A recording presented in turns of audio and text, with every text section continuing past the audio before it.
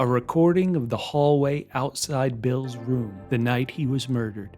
Is it real or is it fake clues? Has this been corrupted by AI? Can we trust that this mask was really a person wearing a mask, or is it a filter applied on top of someone to hide their identity? We also see the door open, but no one at the door, and then the door closes. Is it possible the camera was too high to catch the person entering? Let's solve a murder at the end of the world. Episode 2, Chapter 2, The Silver Doe. Darby believes the death she witnessed may, in fact, be murder, but no one believes her. The grief and shock of the events thrust her into remembering her own buried past. We'll be breaking down each episode for clues, suspects, and red herrings on the hunt to learn who killed Fangs, Bill Farrah. Spoilers for the first 2 episodes of A Murder at the End of the World. If you haven't seen these first 2 episodes, pause this video, go to breakfast like it's the greatest trip in the world, and then, wait, somebody's been killed? This week, after we review the suspects and read your feedback, we'll go over the latest theory on audition. Is this an audition? What type of audition might it be? And who needs to be impressed? Use the timestamps below to jump to the topic or suspect you want to hear, and skip past stuff you don't want to hear. Each week we look at all these mysteries, including who was invited by Andy and who was invited by Lee. Is it fair to go ahead and put Martin in the invited by Andy department? He gives a presentation using Ray to help him write a screenplay. And this is something Andy is very interested in. He's upset when Lee and Darby are not focused on this presentation. Based on the contextual clues, Martin is on Andy's side. That means there are 4 more people. Let's look at the 4 people we would suspect are those 4 other people. You would suspect Oliver, the robotics person, as well as David. Why do I suspect those 2? Well, really, because they both have cell phones, and you weren't supposed to have a cell phone. So that gets us to 3. Who would be the other people? Sean, Andy touches her on the shoulder. She would be 1. That gets us to 4. Who is the 5th person Andy would have invited? Who do you think? If you're on YouTube, go down in the comments and let me know. If you're on social media, you can find us at PHQ. That's the word double, single letter P for podcast, HQ for headquarters. Twitter, Threads, Instagram, Facebook.com/PHQ. We want to hear from you. Before we dive in, I want to thank all the people who are saying, hey, we watched the other Let's Solve videos. It's so exciting to look at another mystery. I just picked this. I'm hoping this is a great murder mystery, but I'm not a TV critic. I don't get to see this stuff ahead of time, so I'm hoping this is a really good mystery. Through 2 episodes, I think this 2nd episode makes me think it will be a good mystery. But if this turns out to be a lemon, I apologize in advance if I've led us astray. Before we run down the suspects, let's look at what episode 2 taught us about the victim, Bill Farrah, aka Fangs. Before we get too much into Bill, I want to say in the video on episode 1, I kind of immediately jumped to the 6th sense idea of, hey, Bill and Darby are down in the basement, Bill steps in front of Darby, the serial killer, the Silver Doe killer, shoots and kills Bill. Everything after that is a fake Bill. What I didn't talk about is maybe the natural idea of that Darby and Bill are in the basement, they start naming all the victims this terrible killer has killed, and then the killer takes the gun and kills themselves. What do you guys think? Why didn't they show us the face of this killer? Is this going to allow us to have 2 mysteries so we think we can solve the Silver Doe killer while we're also trying to solve Bill's killer? What do you guys think? In the past, we see Bill met Darby via a website called the Doe Files. It feels like they're chatting as part of the Doe Files, so maybe this website was created by Bill? Why that would be interesting is in the present timeline. Before she's invited to this retreat, Darby is looking at that site, the Doe Files. Bill and Darby have chats over the internet about these Jane Doe cases, and in fact, this one with the silver earrings found, the silver probably becomes how they name her the Silver Doe. At a certain point, their plan includes hacking into state databases. Now, what do you think about Bill and Darby's romance here? Is it cute or is it creepy? Bill encourages Darby to do a lot of things that, for a stranger on the internet, probably seem a bit creepy. Like Find My Friends app, turn that on so he leads Darby to a train depot where he has programmed these lights to put out in Morse code, Happy Birthday, Darby. To show that everybody can be an internet detective, I saw that this scene took place next to an establishment called the Mill Lane Tavern. And look at this, I found it. It's in Rockaway, New Jersey. This is where they filmed this. Should I post this to the Doe files? Somebody probably already did. Now, in the present timeline here at the retreat, Bill is staying in room 11, which is on the ground floor, while Darby's in the floor above him in room 8. You know what? Whoever designed this hotel, terrible job. Terrible job. 11 is on the ground floor. You go up a floor to go to a smaller number. Andy, we're all going to die if you're supposed to save us, that's for sure. When Darby gets into Bill's room, some of the things she notices includes her book, The Silver Doe, is bloody there under a chair. Now, the official report that Andy is pushing is that Bill OD'd after midnight. A few things we'll want to remember from episode 1 is little Zoomer, would-be doctor. The boy said Bill's heart was beating fast. Could he have been drugged before the dinner, before he showed up late to it? Now, Darby doesn't believe the OD story. She claims Bill had gotten sober and gotten off drugs years ago. When Darby is examining Bill's dead body, she notices a bruise on his right bicep, most likely the spot where he was injected. She notes that's an unlikely spot for someone to inject something into themselves. Darby does a quick homemade fingerprint dusting on the needle, but doesn't find any fingerprints. And then, once again, outside Bill's room on the night he died, in the hallway, there was a creepy masked figure. Figures? Are those two different masks? What do you think is happening? Is this real, or is this an overlay? Almost like a Snapchat overlay would put dog ears on top of you. What do you think? Now let's run down the suspects. First up, Detective Darby Hart. In the past, Darby enjoyed her take your daughter to work days with her coroner father at active crime scenes. Even though she must have been doing this for years, the local police aren't too happy, and the local cops kind of give Darby some gruff when she shows up at a crime scene where a skeleton was found at a construction site. In what is certainly not a clue, these cops are not fans of former Minnesota Vikings head coach Mike Zimmer, who was actually a pretty good DC for my Atlanta Falcons once upon a time. Through all her experiences, Darby becomes very wise as a CSI medical examiner. But Darby won't listen to her father. She can't give up a case. She needs to get justice. Darby needs to find justice for Jane Doe. She takes these earrings, rebel detective. She does a Google image search where she uploads the details, and once again, she gets involved with the user by the handle Kill Bill. Through hacking the state's databases, Darby finds a woman who was probably attacked earlier by the Silver Doe killer. After all this time, she's had a lot of interactions with Bill, but never met him in person. In a place called Ray's Tavern. Yes, Ray's Tavern. Is this artificial tavern? No, it's alternate tavern. Darby meets Bill in person. Now, in the present timeline, where there was the murder at the end of the world, Darby has seen it through Bill's window. She runs into the hotel. She runs to find the Dr. Sean.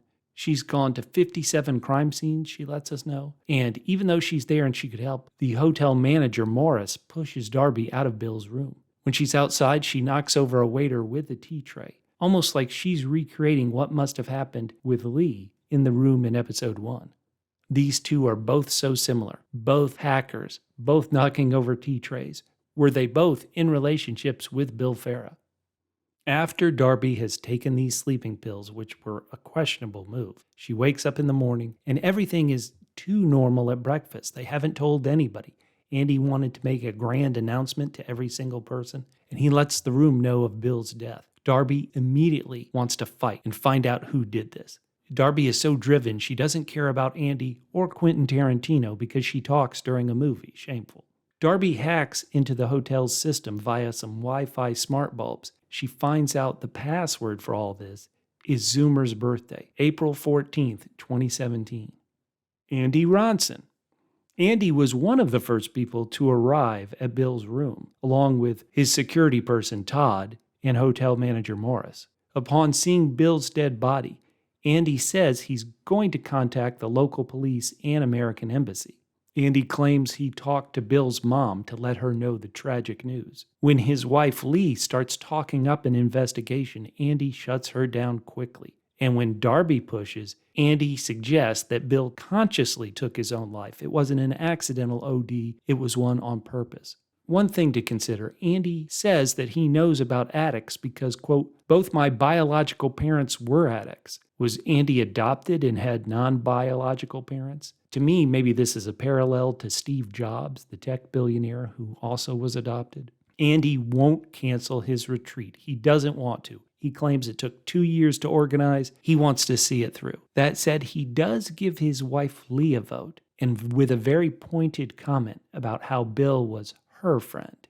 Lee Andersen. Lee goes to Darby and hugs her when the news is out, and Lee tells Darby she's so sorry. Lee does agree with her husband Andy and says, hey, we can stay at this retreat.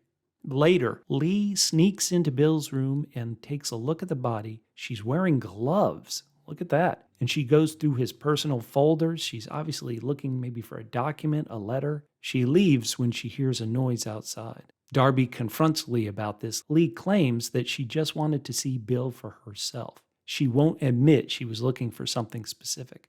Like Martin the filmmaker and Bill the dead body, Lee has read the Silver Doe. Lee is the one encouraging Darby to hack into the system. Is this Lee setting Darby up?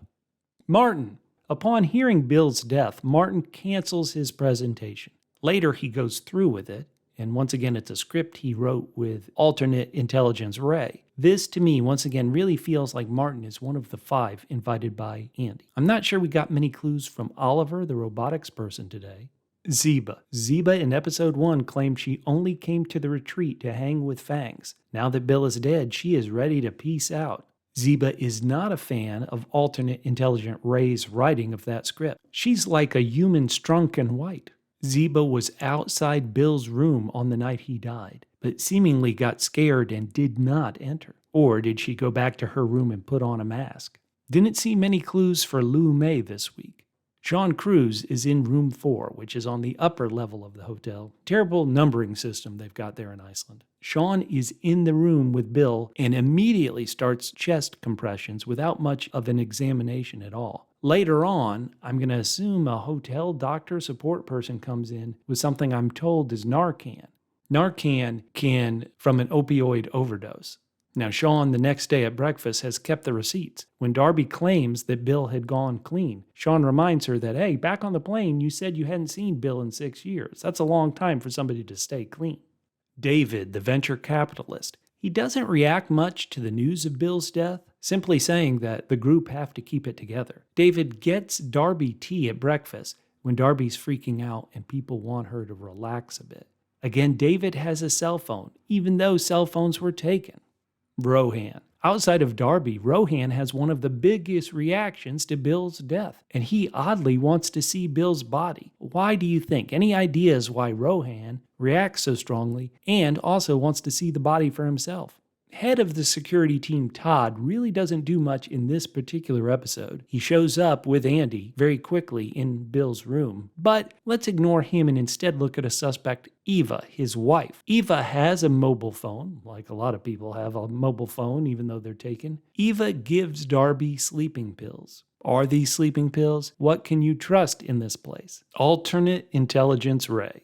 Despite many people not having fun on this retreat, Ray's got to be pretty excited because having written this film with Martin, Ray's going to get an IMDb credit for his script. Good work, alternate intelligence. What did you guys think of Ray's Hemingway Harry Potter novel? Not gonna sell. Ray, we're told, is very literal. Will there be a clue in some of Ray's responses where we as an audience need to take it literally? What did you guys think of Ray's film? To me, came across rather portentous, a bit like a Zack Snyder film. Morris, the hotel manager. Darby has bumped into him a couple of times, and for a hotel manager, he really seems to be taking orders from Andy.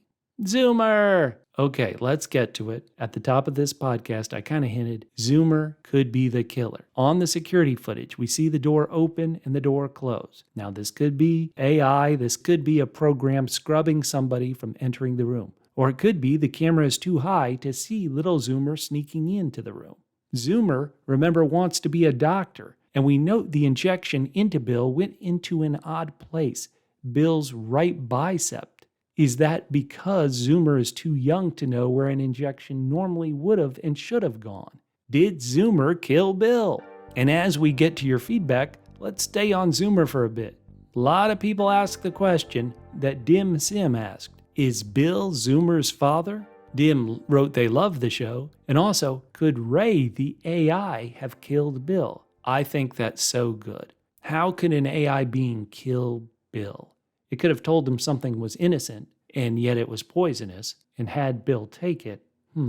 How do you think Ray the AI creation could have killed Bill?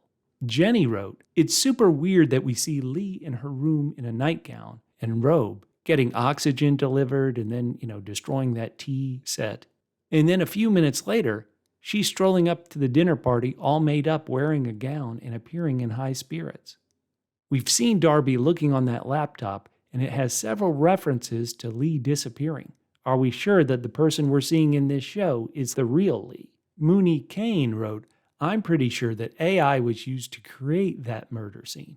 Andy and Lee seem too obvious, but maybe it's less about who did it and more about why and how. I hope the next couple of episodes can really add more mystery. It's a bit underwhelming, but I feel like they'll reach their stride. I'm just excited for another mystery show. Ella wrote, I think Darby is only seeing what Lee wants her to see. Darby sees 2 sets of cups and teapot smash, which is weird. Lee needs Darby to solve this crime and in the process discover a much greater crime/mystery that's happening. Ella continues, I think that Zoomer is ill and Andy is desperately looking for a cure from this group of new thinkers.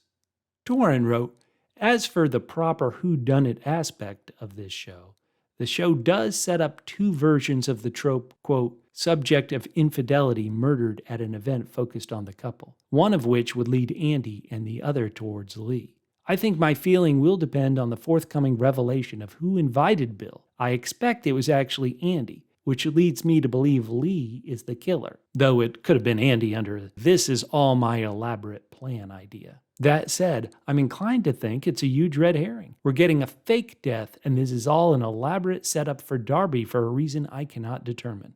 And finally, SRT noted, why did they take people's phones? But Darby, at the end of the first episode, has a laptop and can connect to the Wi-Fi. Why bother taking her phone then? Wonderful point, SRT. Great feedback. We're going to end this with our theory section, and today it's a bunch of theories about the audition. In episode 1, Martin the filmmaker said, I believe this is an audition. So what type of auditions could it be? We know Andy is obsessed with the coming environmental apocalypse. Could this be an audition to, hey, you passed the audition, you're able to come with me in this Icelandic hotel which will survive any apocalyptic environmental disaster? So you're auditioning to be one of the people who are able to survive it. Therefore, the guests are auditioning to be one of the people who could stay at the hotel and survive this coming disaster.